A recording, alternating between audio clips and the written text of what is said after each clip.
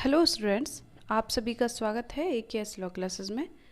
आज हम आपके लिए लेकर आए हैं CPC के MCQ क्वेश्चन पार्ट 3। इससे पहले हम पार्ट 1, पार्ट 2 अपलोड कर चुके हैं। उन्हें आप प्लेलिस्ट में जाकर ज़रूर देखें। और जिन्होंने अभी तक हमारे चैनल को सब्सक्राइब नहीं किया है तो सबसे पहले हमारे चैनल को सब्सक्राइब ज़रूर कर लें, जिससे आगे आने वाली वीडियो की नोटिफिकेशन आपके पास पहुँचती रहे। तो चलिए स्टार्ट करते हैं। क्वेश्चन नंबर 56, सिविल प्रक्रिया संहिता में मुकदमे या कार्रवाई का एक राज्य से अन्य राज्य में स्थानांतरण किसके आदेश द्वारा किया जा सकता है? ऑप्शन ए उच्च न्यायालय द्वारा, ऑप्शन बी उच्चतम न्यायालय द्वारा, ऑप्शन सी संसद द्वारा, ऑप्शन डी राज्य सरकार द्वारा। तो इसका सही उत्तर है ऑप्शन बी उच्चतम न्यायालय द्वारा। क्वेश्चन नंबर 57, राज्य सरकार या भारत सरकार के विरुद्ध पारित की गई डिक्री कितने समय तक निष्पादित नहीं की जाएगी?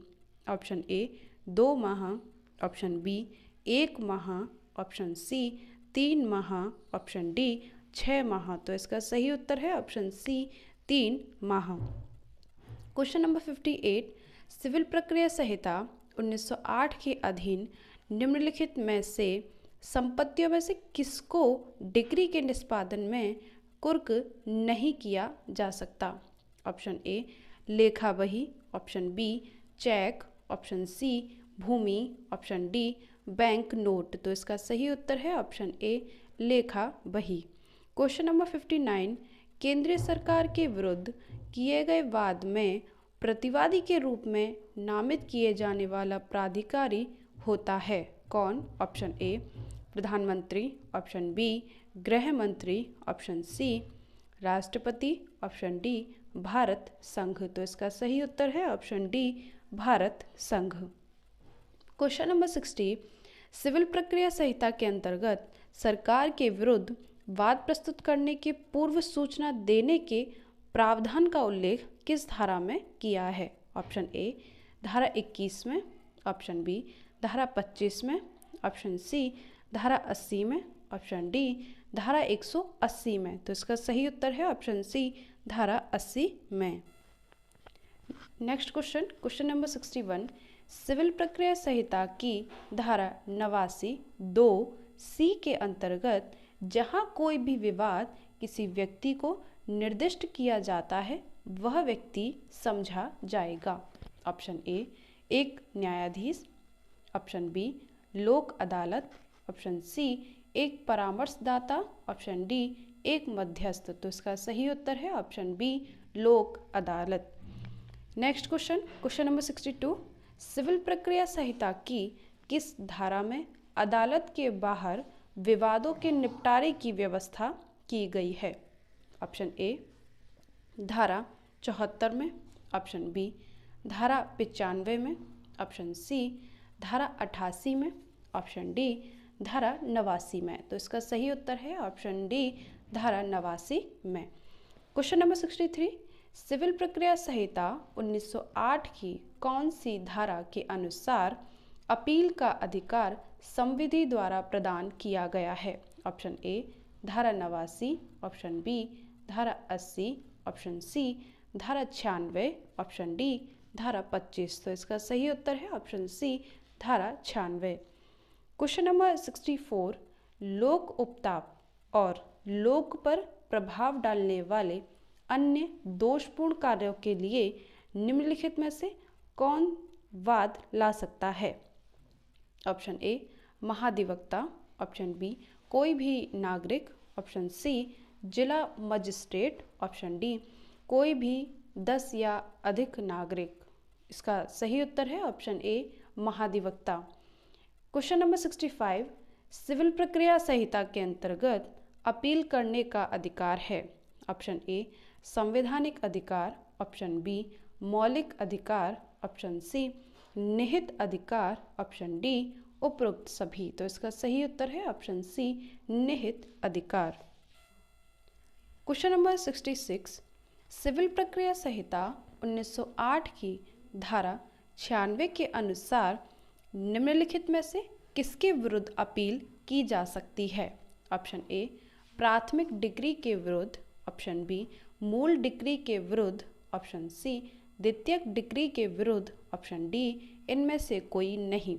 तो इसका सही उत्तर है ऑप्शन बी, मूल डिग्री के विरुद्ध। क्वेश्चन नंबर 67, सिविल प्रक्रिया संहिता 1908 की धारा 100 के अंतर्गत द्वितीय अपील कहाँ पर दायर की जाएगी? ऑप्शन ए विशेष अदालत में, ऑप्शन बी जिला अदालत में, ऑप्शन सी उच्च न्यायालय में, ऑप्शन डी उच्चतम न्यायालय में। तो इसका सही उत्तर है ऑप्शन सी, उच्च न्यायालय में। क्वेश्चन नंबर 68, सिविल प्रक्रिया संहिता 1908 के अंतर्गत उच्च न्यायालय में अपील होती है। ऑप्शन ए किसी तथ्य के प्रश्न पर, ऑप्शन बी तथ्य एवं विधि के प्रश्न पर, ऑप्शन सी विधि के सारवान प्रश्न पर, ऑप्शन डी उपरोक्त में से कोई नहीं। तो इसका सही उत्तर है ऑप्शन सी, विधि के सारवान प्रश्न पर। क्वेश्चन नंबर 69, दीवानी प्रक्रिया संहिता का कौन सा प्रावधान विधिक प्रतिनिधि के विरुद्ध डिग्री के प्रवर्तन की बात करता है? ऑप्शन ए धारा 50, ऑप्शन बी धारा 55, ऑप्शन सी धारा 51, ऑप्शन डी धारा 96। तो इसका सही उत्तर है ऑप्शन ए, धारा 50। क्वेश्चन नंबर 70, सिविल प्रक्रिया संहिता के अंतर्गत निम्नलिखित में से किस आदेश की अपील नहीं होगी? ऑप्शन ए धारा 35A, ऑप्शन बी धारा 35B, ऑप्शन सी धारा 91, ऑप्शन डी धारा 95। तो इसका सही उत्तर है ऑप्शन बी, धारा 35B। क्वेश्चन नंबर 71, सिविल प्रक्रिया संहिता के अंतर्गत निम्नलिखित में से कौन सा आदेश अपील योग्य है? ऑप्शन ए धारा 35B के अधीन आदेश, ऑप्शन बी धारा 35A के अधीन आदेश, ऑप्शन सी धारा 35 के अधीन आदेश, ऑप्शन डी धारा 90 के अधीन आदेश। तो इसका सही उत्तर है ऑप्शन बी, धारा 35A के अधीन आदेश। क्वेश्चन नंबर 72, सिविल प्रक्रिया संहिता 1908 की धारा 20 लागू नहीं होती है। ऑप्शन ए मध्यस्थ कार्रवाइयों में, ऑप्शन बी सिविल कार्रवाइयों में, ऑप्शन सी ए तथा बी दोनों में, ऑप्शन डी उपरोक्त में से कोई नहीं। तो इसका सही उत्तर है ऑप्शन ए, मध्यस्थ कार्रवाइयों में। क्वेश्चन नंबर 73, सिविल प्रक्रिया संहिता की धारा 21 के साथ संबंधित है। ऑप्शन ए आर्थिक और क्षेत्रीय अधिकार क्षेत्र, ऑप्शन बी विषय वस्तु और व्यक्तिगत अधिकार क्षेत्र, ऑप्शन सी व्यक्तिगत और नवाधिकरण अधिकार क्षेत्र, ऑप्शन डी प्रोबेट और सारांश अधिकार क्षेत्र। तो इसका सही उत्तर है ऑप्शन ए, आर्थिक और क्षेत्रीय अधिकार क्षेत्र। नेक्स्ट क्वेश्चन, क्वेश्चन नंबर 74, अधिकारता विहीन न्यायालय द्वारा पारित निर्णय और डिग्री होती है। ऑप्शन ए 0, ऑप्शन बी पश्चातवर्ती वाद में चुनौती योग्य, ऑप्शन सी वह कभी भी पूर्व न्याय के रूप में प्रवर्तित नहीं होंगी, ऑप्शन डी उपरोक्त सभी सही है। तो इसका सही उत्तर है ऑप्शन डी, उपरोक्त सभी सही है। नेक्स्ट क्वेश्चन, क्वेश्चन नंबर 75, प्रांगन्याय का सिद्धांत निम्नलिखित में से किस पर लागू नहीं होता है? ऑप्शन ए डिग्री के निष्पादन कार्रवाइयों पर, ऑप्शन बी वादों पर, ऑप्शन सी मध्यस्थ कार्रवाइयों पर, ऑप्शन डी उपरोक्त सभी पर। तो इसका सही उत्तर है ऑप्शन सी, मध्यस्थ कार्रवाइयों पर। क्वेश्चन नंबर 76, सिविल प्रक्रिया संहिता के अंतर्गत प्रांगन्याय का सिद्धांत लागू होता है। ऑप्शन ए केवल वाद पर, ऑप्शन बी केवल निष्पादन कार्रवाइयों पर, ऑप्शन सी केवल मध्यस्थ कार्रवाइयों पर, ऑप्शन डी वाद एवं निष्पादन कार्रवाइयों पर, यानी दोनों पर। तो इसका सही उत्तर है ऑप्शन डी, वाद एवं निष्पादन कार्रवाई दोनों पर लागू होता है। क्वेश्चन नंबर 77, सिविल प्रक्रिया संहिता 1908 की धारा 113 के अधीन निर्देश के लिए कौन आवेदन कर सकता है? ऑप्शन ए मामले का पक्षकार, ऑप्शन बी न्यायालय, ऑप्शन सी ए तथा बी दोनों, ऑप्शन डी उपरोक्त में से कोई नहीं। तो इसका सही उत्तर है ऑप्शन बी न्यायालय।